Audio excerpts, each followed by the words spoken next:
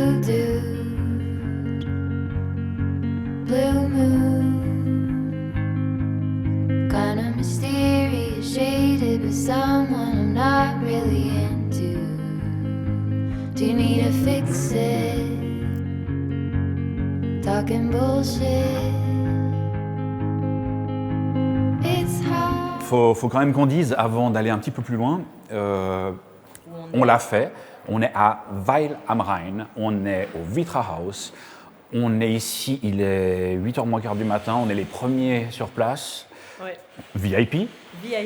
On voulait partager ce moment avec vous, parce que ça fait très longtemps qu'on vous parle de Vitra par-ci, par-là, mais on n'est jamais rentré en profondeur. Et c'est une marque qui est très, très importante pour nous. Plus qu'une marque, c'est un partenaire, c'est également un détenteur de l'ADN de toute l'histoire du mobilier, qui nous est extrêmement cher. Et c'est un endroit que vous devez absolument visiter. On a envie de vous faire envie.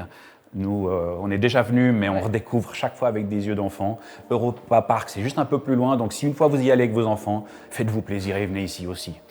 C'est vrai que c'était important pour nous de sortir du showroom puis de faire cette vidéo à l'extérieur, version outdoor, vous montrer le Vitra House, plus que pour changer un petit peu que d'expliquer toujours les fournisseurs chez nous, de vous amener au cœur de Vitra en fait. Donc bienvenue à Weil am Rhein.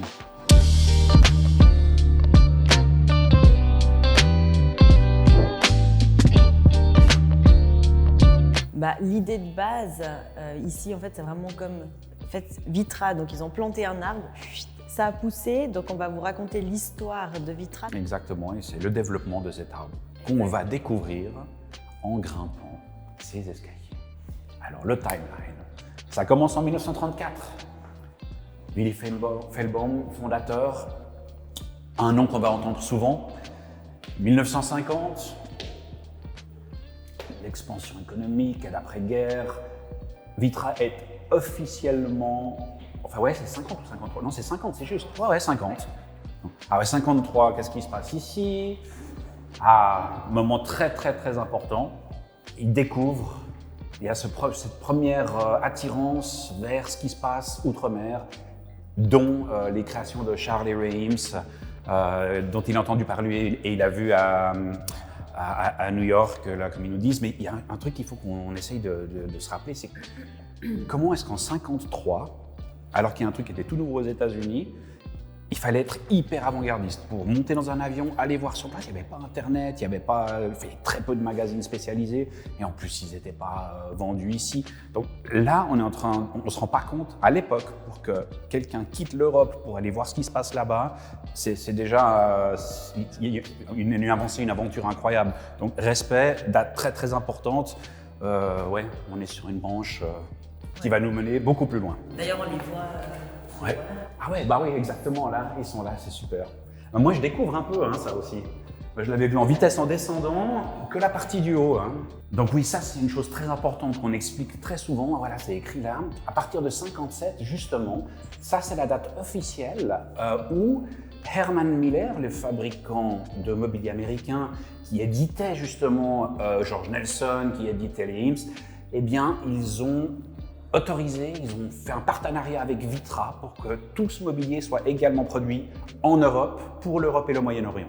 Donc là, il y a eu un pouvoir de conviction de la part de Fehlbaum pour convaincre les Américains qu'on avait la capacité non seulement de fabriquer avec la même qualité les produits en Europe, on avait le savoir-faire, mais qu'on avait également une clientèle assez éduquée et amatrice pour ce genre de choses. Ouais.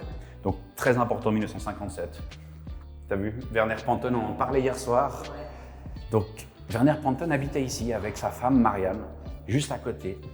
Moi, ce que je trouve hyper touchant avec Werner Panton, c'est que c'est un gaillard qui a quitté la Scandinavie à bord d'une petite coccinelle et qui payait son essence en faisant des dessins sur des tissus, sur toutes sortes de choses. Bon, ça, c'est ce que je me souviens de l'histoire. Maintenant, je n'ai pas la science infuse, mais je trouve que c'est hyper romantique ce côté d'aventurier qui payait son essence avec son art et qui finalement, dans ses rêves, voulait faire une chaise en un seul morceau. Et il a trouvé un partenaire qui a cru en lui et ensemble, grâce à Vitra, la fameuse Panton Chair est sortie. D'ailleurs, les premières, ce que j'adore, c'est que sur les premières éditions, c'est écrit Fehlbaum édition dessous. Enfin, Panton, on est à Weil am Rhein, à côté de Bâle, c'est là qu'il habitait. voilà, il y a des vibes ici. Hein. D'où la petite coccinelle d'ailleurs sur, Ah, peut-être, sur, excellent. la branche. Ah, peut-être. Peut-être c'était ça aussi. Ah ouais. Trop bien. Ah oui. Là, ça a été un moment terrible. 1981, 81, à 81, il y a eu un énorme feu qui a détruit pratiquement tout le site. Qui a fait, ça a permis par la suite de reconstruire et de recréer. Donc, Vitra ne s'est pas laissé démonter par cet événement, jusqu'au stade où ils ont même fait appel à une jeune architecte, à l'époque inconnue. Zahadid. Ouais. Zahadid pour construire en l'occurrence la caserne de pompiers. Oui. Caserne de pompiers Zahadid qui se trouve sur le site sur lequel on se trouve, qu'on verra tout à l'heure exactement. Mais heureusement, la collection n'a pas été endommagée. Enfin, la majorité des pièces sont encore visibles, étaient en sécurité. Et puis, c'est pour ça qu'on en a encore aujourd'hui. Alors ça, ça c'est sur du logo. Ça, c'est super intéressant, tiens. Mais oui, regarde les différents logos avec le point, ça je sais que… Oui, Vitra point. Oui, dans la datation des pièces. Exact. Ah, ça, c'est d'ailleurs, quand ils ont commencé à ouvrir les showrooms, c'était des Vitra Point, en fait. Ouais. C'était pas des magasins qui avaient leur propre nom, c'était des Vitra Point. C'est juste, ouais. Bon, ça nous présente les différents designers modernes, en fait, qui ont recommencé des nouvelles collections avec eux, en fait. Ouais. Les nouvelles collaborations à partir de 91 avec Jasper Morrison, Van Severen, Chiterio, Philippe Stark. Ouais. Les Bouroulets. Bien sûr, ouais, sûr. Donc ça aussi, ouais. Pas seulement rester sur les classiques, là on part vraiment sur des noms qui sont à l'époque peut-être nouveaux, mais qui aujourd'hui font partie des collections classiques. Qui sont des noms qui sont tout aussi importants que Ray Charles Eames, absolument, que George Nelson, ouais, etc. Ouais.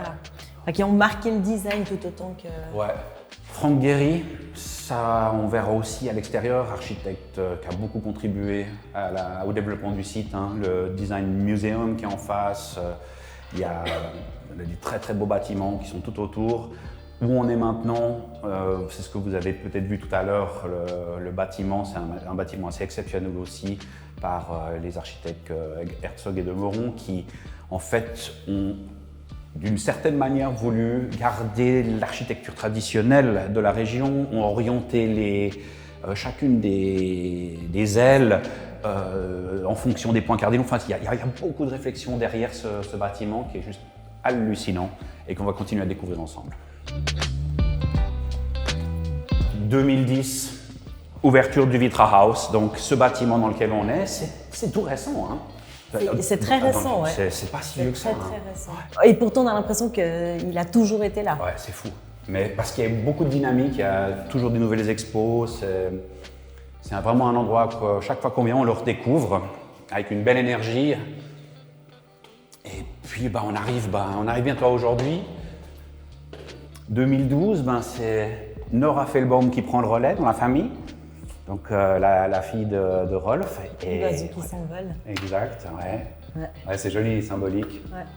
En 2013, il rachète Artec. Oui, ça on s'en Important. souvient. Ouais, Ça on s'en souvient. Exactement. Et 2016, ça c'est le Saint Graal. La fameuse collection qui était une légende que seules certaines personnes avaient le droit de voir sur invitation. Eh bien, elle a été disponible à la vue de tous, en tout cas une partie, parce que dans le Chao Dépôt, qu'on va voir tout à l'heure, il y a en permanence plusieurs centaines de pièces qui sont visibles dans le cadre de certaines expositions. Donc vraiment l'histoire entière du design, l'ADN de toutes ces pièces qu'on a aujourd'hui, tout est là. C'est vraiment réuni dans un seul bâtiment. Ouais, c'est un trésor. C'est à tomber. Ouais, fabuleux. Et voilà, 2020, on fête les 10 ans de… Donc maintenant, ça fait 12 ans. Ça fait 12 ans. 12 ans maintenant, ouais. Et on arrive en haut, regardez, voilà la première pièce. Oh là là,